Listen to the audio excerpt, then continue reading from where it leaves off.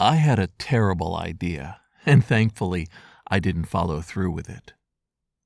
The idea was that since my voice was really scratchy, really on the edge, and healing slowly, I would do an episode in that voice talking about the aspects of my throat and how I work with my voice under different conditions and how I learned to do it. This was a terrible idea. You would not want to listen to me when my voice was like that. But I've healed. I'm back to my current type of normal. Let's talk a little bit about my voice. This is Jason Scott Talks His Way Out of It, a podcast about technology, history, and getting myself out of debt. Thanks to Daniel Boyd, Jeff Atwood, and the hundreds of other supporters on Patreon and elsewhere who have been supporting me and helping me get out of debt. At this point, I've been speaking in some public form for probably 35 years. That's a certain skill, some of it based off of the fact that I don't get stage fright, but some of it was understanding that people coming into a room to listen to one person is, to me, that amount of human life multiplied by how many people are there and how much time you take. So if you speak for an hour and you have 1,000 people in the room, that's 60,000 minutes you've made people listen to you. In the era when people can have mobile phones and laptops at their seats and be able to split time between you and other things, it maybe doesn't have that same weight, but I try to maintain it. And part of that is speaking clearly, speaking effectively, and responding to your audience. I understand why people put together a pre-written speech and then word for word read it out to the audience.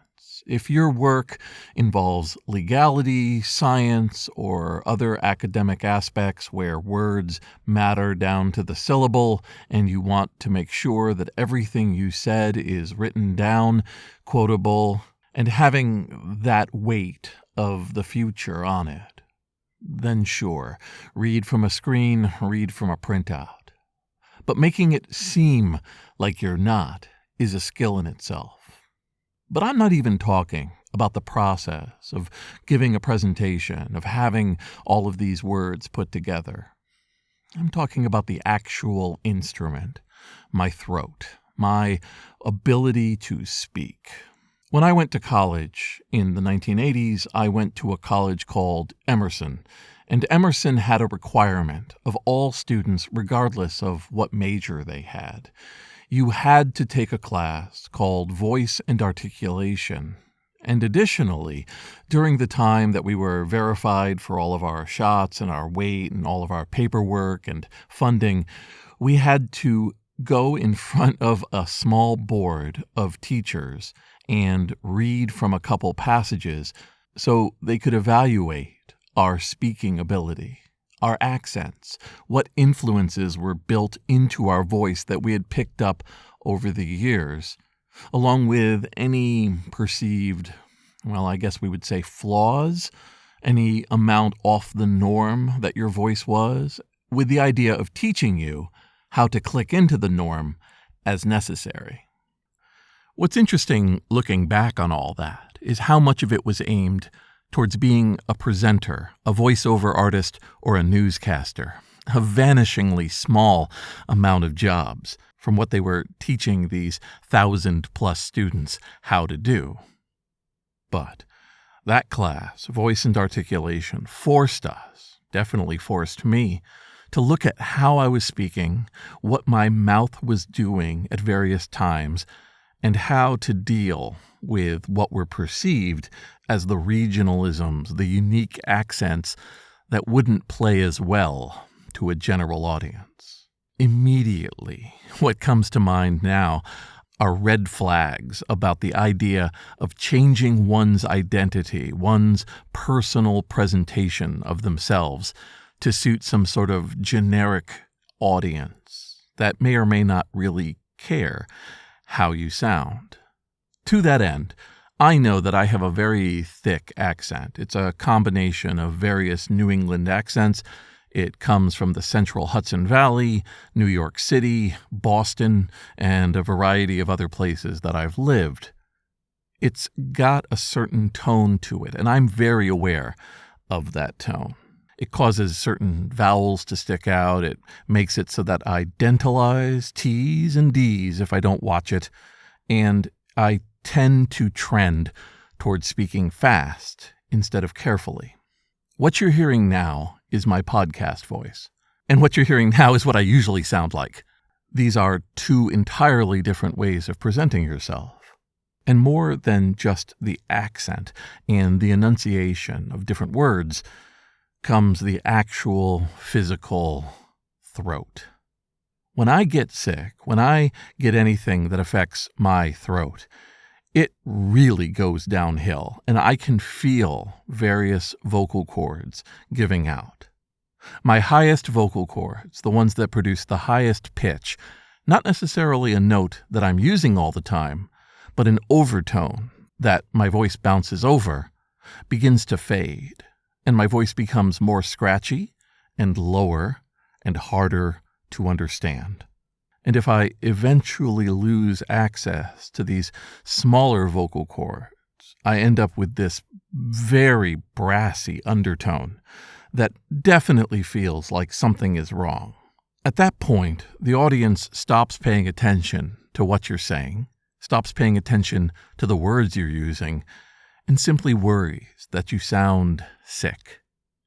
And it takes a while for my throat to recover. It can take weeks, and timing it so that I can do some sort of presentation or speaking engagement and still maintain this voice, well, it's a little bit of a roll of the dice. The timing between getting sick and speaking again, I find it almost impossible to guess whether I'll make it on time. I know that there's substances I could take. There are actual sprays for people who are professional singers or presenters that loosen the vocal cords so that you are able to do an hour or two. But I don't tend to use these. I don't think they're safe in the long term. I understand it when money and your career and people who have paid tickets to see you are on the line. I don't think I'm quite at that level. Part of being able to speak like this is understanding your breath capacity, breathing from your stomach, and timing when the words come out, followed by bringing in some air. This is a long time skill. It takes a while to learn just when to do it. In modern times, we have algorithms that you can put over a sound file that will detect sounds of breath and remove them, turning you into some sort of bizarre robot, some organ that never needs to take in a breath. Maybe that works for certain kinds of presentations, but it's also a choice as to show people that you are a real person right here speaking. I think that's going to become more of a commodity in the future. Having presentations and announcements that are not generated by machines will feel very special. They will add a certain level of quality and gravitas to what you're speaking about.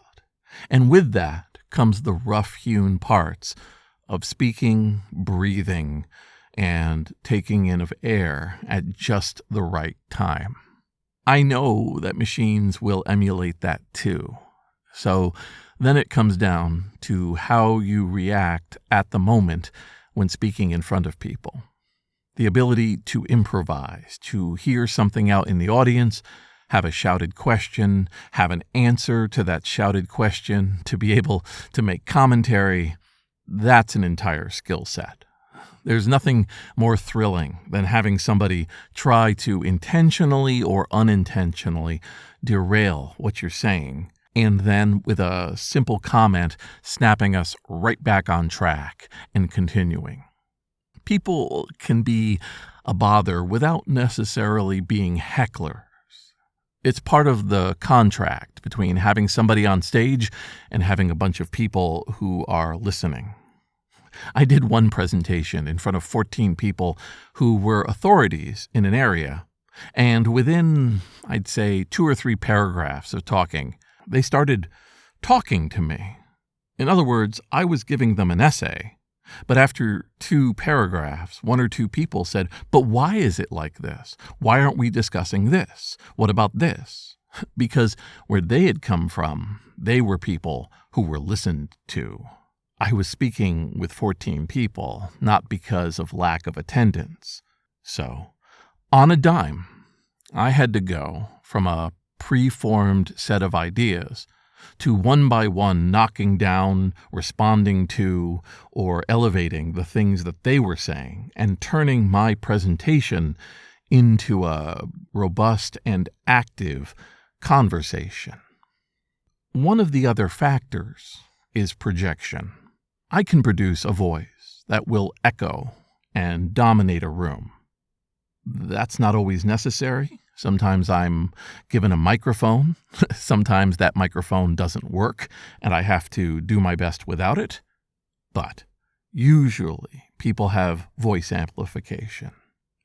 To do this podcast, I'm talking to a microphone that's about 4 inches from where I'm speaking.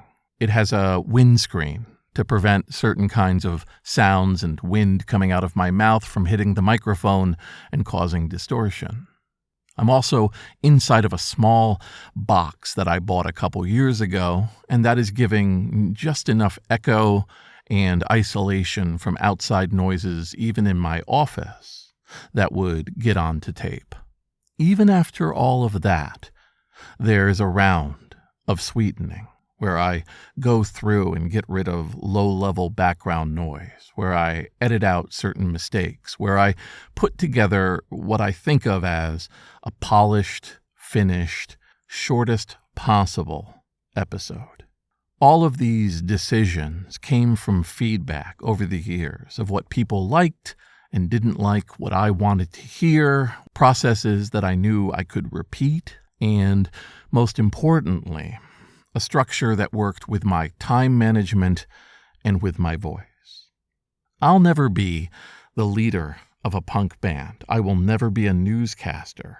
I will never be a number of jobs that involve voices because they are not where my strengths are.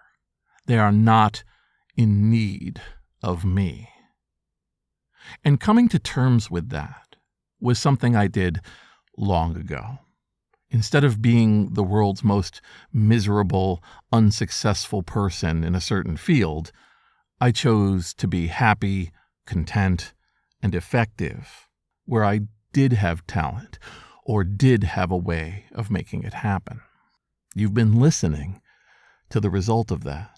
And if there's one lesson, one thought from this that you can take away, it's that you, in whatever you do, have the exact same opportunity. You have a skill. That skill can be applied.